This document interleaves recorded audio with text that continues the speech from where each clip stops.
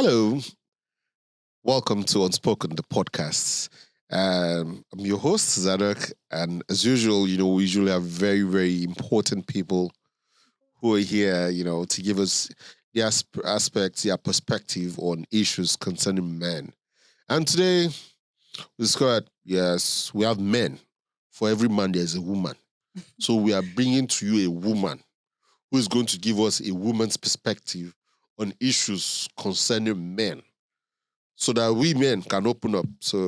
And we'll be welcoming Ogechi today.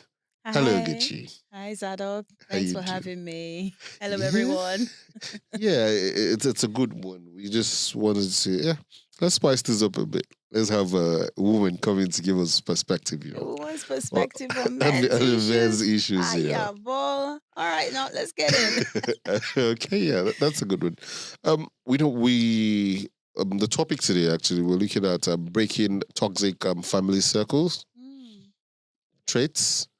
We've looked at over time is some people come with baggages from their families and then from their families, their environment, and it gets to affect everyone over time.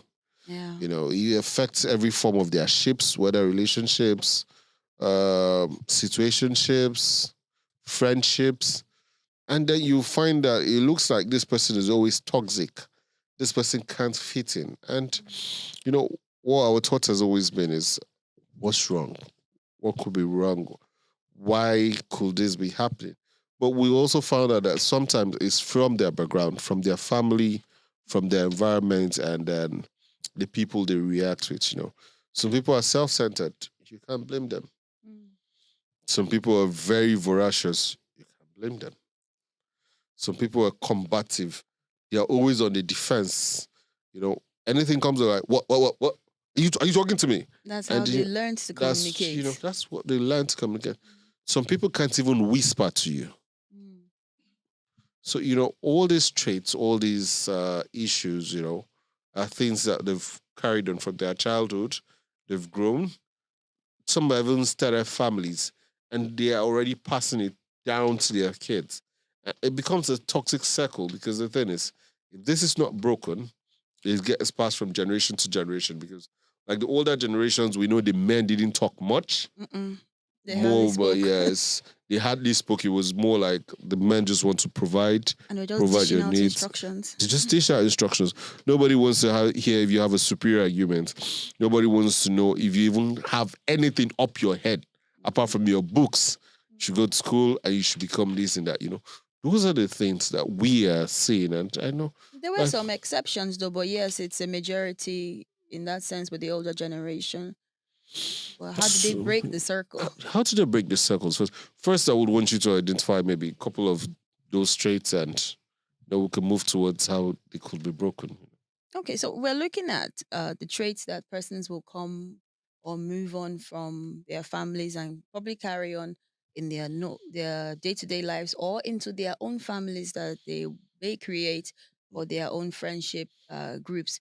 The Yes. way they speak with each other, the choice of words. Some parties or some people use very strong language, very abusive languages. I don't want to use On because even camera. if I speak, it's very insultive. You're speaking to a child, and this is how you're playing. Or someone say you call the person an animal's name, and you Mhm, think it's a joke, and that's how they've carried on in life, the mhm. way they speak with each other, and they said it's having a banter. Some Answers, yeah. parties, some people are okay with that, others are not, That's comfortable. because some of them, their families have told them whatever word is spoken towards you, that is how it will carry on. So if Mm-hmm. you're being called something like you silly idiot or you monkey, and then they start to have traits showing idiocy, They begin eccentric to behave like goats. and then they're like go to mumu and say, it's my mommy Yeah, that said I was like that. It's my daddy that is. that called me that, and that name has carried on. Yep. But you know that this is who I am. You understand who you are. Self awareness, I spoke to you about earlier, understanding Mm-hmm. who you are and what exactly you want to change about a family trait. a toxic trait that the family had. Or there's another one that family members, if for example something happens to a brother or a sister, Mhm. the father or mother will not go to that brother or sister to inquire what exactly happened in this situation. Instead, they go about with the siblings and start asking, go and talk to your brother, or I don't know what he's playing at, or go and talk to your sister, or Mhm. say, why did your brother uh, go and behave like that? Say, Yes. mommy, see his room there. Why don't you go and find out from him? Say, no, leave that matter. You go and they would like making the siblings responsible Yes. for Well, each other, forgetting that, or not forgetting, but taking aside the fact that they are the child's parents. They are supposed to be be there. be there more, be closer. Mhm. Just treat them more like their own sibling. Yes, and then you want to carry that on to your own families. When you have yours, you now start. Maybe something happens to one of your kids, you go and meet the younger one instead of and say, why is your brother crying or why is your sister crying? He says, and then you probably just shrug it off and move on. Maybe say you will deal with it when dinner comes in. If the person's behavior or nature is not the kind that prefers that distance, it'll be good that you go in and say, "Oh, this is what my daddy did or my mommy did, and I did not like it." It's possible that my daughter or my son might not like something similar. You're aware of that, and you go in and say, "Hi, daughter," or "Hi, son. Are you okay if we have a chat, or do you want to talk?" And they says, "No, give me a moment." Give them a moment, and if they don't say anything, you can as well barge in and just maybe sit and wait for them to open up. Well, I like your perspective, but in this part of the world, yeah, people just say that the older folks don't apologize. They don't The say older sorry. folks don't say sorry. They are never wrong. So, Because they say that the things that an elder sees sitting down, the young one cannot see even if they climb the highest Iroko Iroko yeah. tree. But it's a pride, it's an issue of pride when you are wrong and you will not apologize vehemently, whether you're old or young. It's a factor of how much pride you have and how much regard you have for the person that is seeking that apology, or whether they're deserving on it or not in your own perspective, because it's always a perspective issue. But as men, we're built with a whole lot of ego. Yes. They built us with that physique and they just sprinkle ego. So even while we even need to talk about ourselves, we're always being careful. Can this be used with or against me? Yeah. Will this affect my future? But So, so how do we handle that situation? because I do a little bit of marriage counseling as well, I discovered that the women, when they understand their husbands, a lot of them, like you rightly said, it's very difficult for most people to say, I'm sorry, I was wrong. But there are things that they will do to show that they are apologetic of something. Say, for example, um, he may go out and buy a gift for the wife to Mm, say he's sorry. He might not vehemently say he's sorry, so, or he could say maybe drop some alert, say enjoy yourself for the weekend. Very rarely, most often he might even go and buy bole. He knows that she likes the bole down the street, and he yeah, always making shakara. He doesn't want to buy it for her, yeah. but this day that he know he's really messed up, It's not. it's like, let me just buy bole for my wife. Mm, And it's something that she associates right from her childhood, probably. That when she was younger, her parents always used to get her bole on her way back from work, like from school, school, sorry. yeah. And then he brings that, the smell of the bole just reminds her of home. And she just forgets about what's hurting at that moment. But then obviously they will still need to sit down and discuss, depending on the relationship. How can we make sure this doesn't happen again? Okay, so because the thing is, I was kind of like you said, people prefer to do the non-verbal forms of, or cues to apologizing. Mm. But I think, first of all, for me as a person, I think before you apologize to me, I want you to identify what you think you've done wrong. I want us to talk about it Mm. and then find a middle point, which find a compromise. Because yes, I might still be angered by something, but you might feel like, well, it's just what I've just said or what I've done shouldn't have triggered you this bad. Mm. And so I don't usually like the word sorry. I would want to talk more about it. What exactly are you sorry about? Now, but that's the issue. I find that people always shy. People don't want to talk about why they're sorry. You just want to just say they're sorry and just move out of your hair as soon as possible. Because they might not be knowledgeable about what exactly they did wrong. They just know something is wrong. So if you are then saying sorry and then we're not talking about it, how do you avoid not doing it again? You can't. It's still gonna happen again. And then I'm still going to I'll consider you as a bad person. It's that vicious circle. You keep going on and on until you speak. You need that have that sit down until the two parties, maybe friends, maybe couples, brothers and sisters, until you speak to each other candidly. Let one person say completely, this is how my situation, this is where my mind is at regarding the situation, and the other person speaks. But most times it's always a 6 and 9 situation. I'm seeing a 6 and you're seeing a The 9, but it's the nine same figure, just perspective. looking at things from two different perspectives. So, and we won't shatter the whole table and scatter everywhere by the time we're No. done. If you feel that, okay, well, during mediation sessions, if you feel that tension is a bit rising, we call what we call a caucus. Say, Yeah. okay, time out, time out. Party A, just step inside here. Let's calm a little bit just down and let's understand where you're coming from. Let's try and rephrase or recalibrate your thought process or your wordings so that we don't go there and bring out bulalas and trying to punch each other in the name of resolving conflicts. Yeah, yes, because that's you know over time, we've had issues and where you had to come into certain issues, try to help mediate situations, and you'd be like, he said this. Now that's not even the painful part. It was when we were even trying to talk about the thing. It's like, see the way she kept her head like a goat head that pained me. So I look like a goat after all this hair and this makeup. I am a goat to him. He's like, no, like I'm just trying to say that you behave like a goat. You are stubborn. Or you have coconut head. And and when you're trying to resolve issues, using further harsh words do not help resolve the matter at all. Instead, it escalates the matter. And you're going back in that vicious circle again. Yeah, However, like we said, we yeah. need to be able to forgive. We need to be able to forgive ourselves when we're trying to break a circle because it's not an easy trait. If you notice that this is a bad behavior that you're trying to break, there are times where you will fall back. It's almost like rehab. Okay, people who have You addiction, relapse, yeah. yes, most times they do relapse, but they know that this is something I want to get through. They'll get back on that horse and keep riding again. Sometimes the horse they'll be thrown off the horse. They'll like, shake it off. Okay, this is what I did wrong. Let's try and readjust.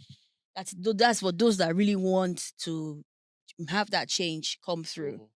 Because it's very, very important to forgive yourself. I wanted to add that in before I forgot that section. Okay, so now, yes, because we're already in the last part. Now you're already chatting us on the way forward, right? Mm-hmm.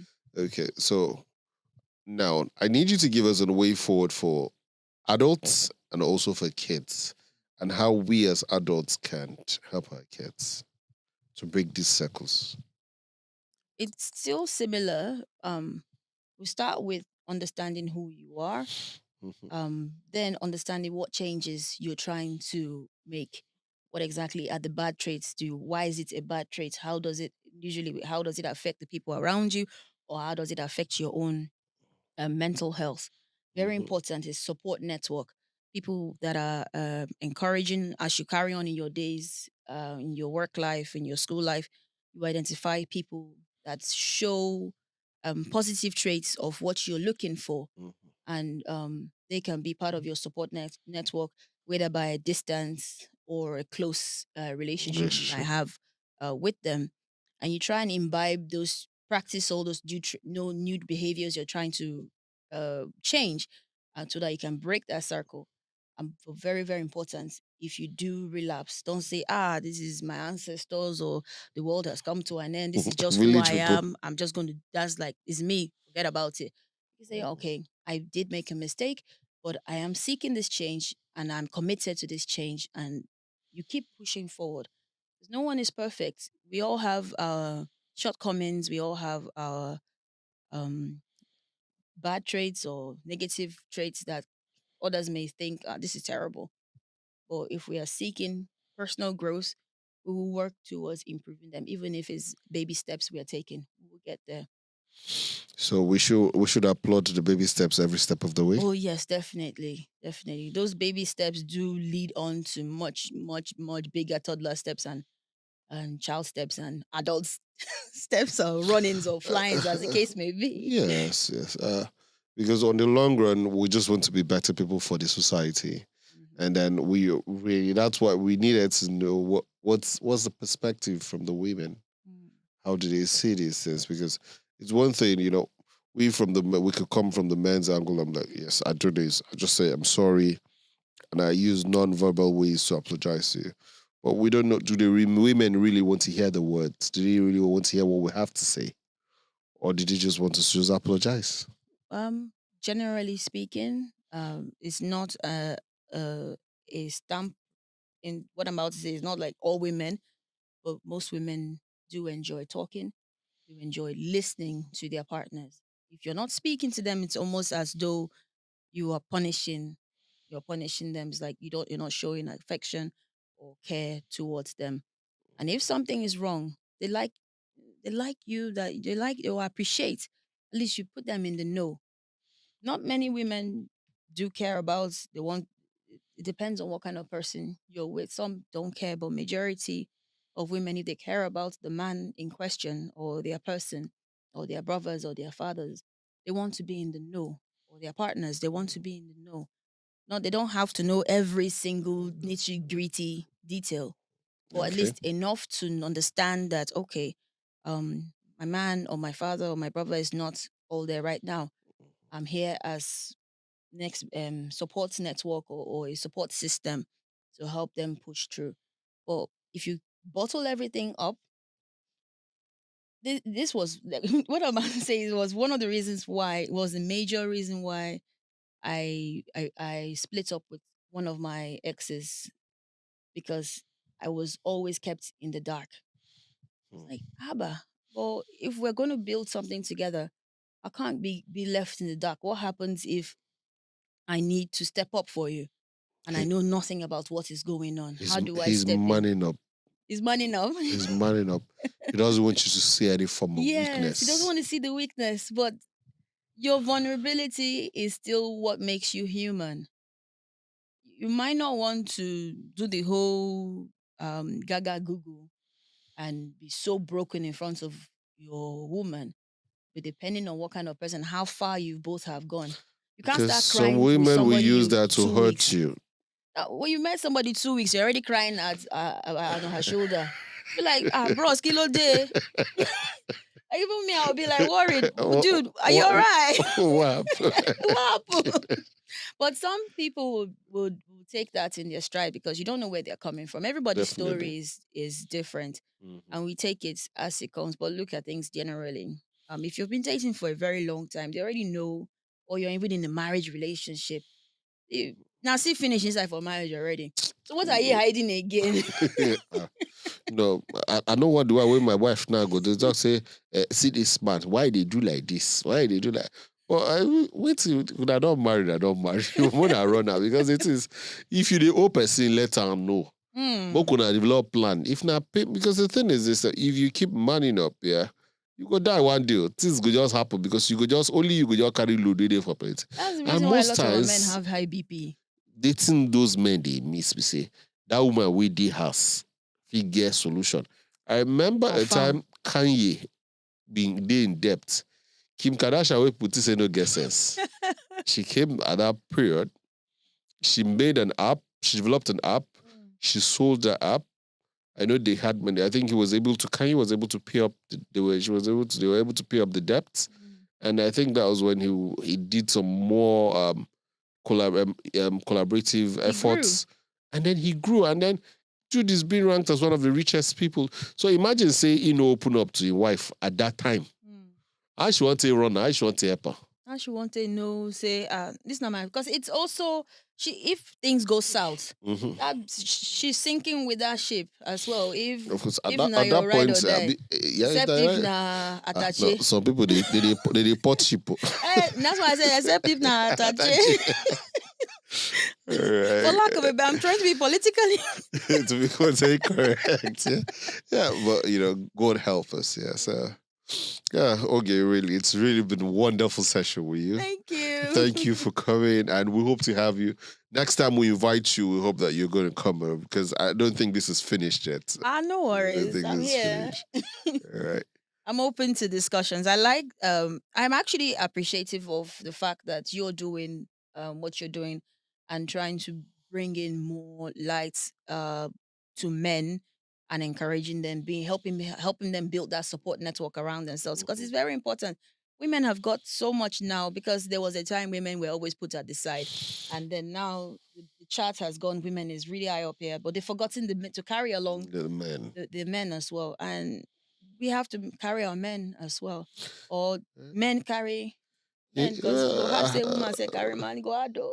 like we did talk before we come on set. The thing Yeah. is, you cannot be building the woman for a toxic man. Exactly. The woman is going to end up super frustrated. Yeah. She's going to end up overworked, overburdened. It's like what she's going to be almost like she's taking care of 12 babies if she has 11 kids and then the extra man, instead of having a partner and 11 kids. I know it's a stretch for 11 kids still, but people do have it, yeah. The wonderful people at home, thank you very much for staying tuned. We hope to see you soon. But I just want you to do something for us as you watch. Please like, share, subscribe, and comment. Get other men too to jump on this. You never know. This might just be their therapeutic session. Yeah. Have a lovely day, guys. Till next episode. Bye.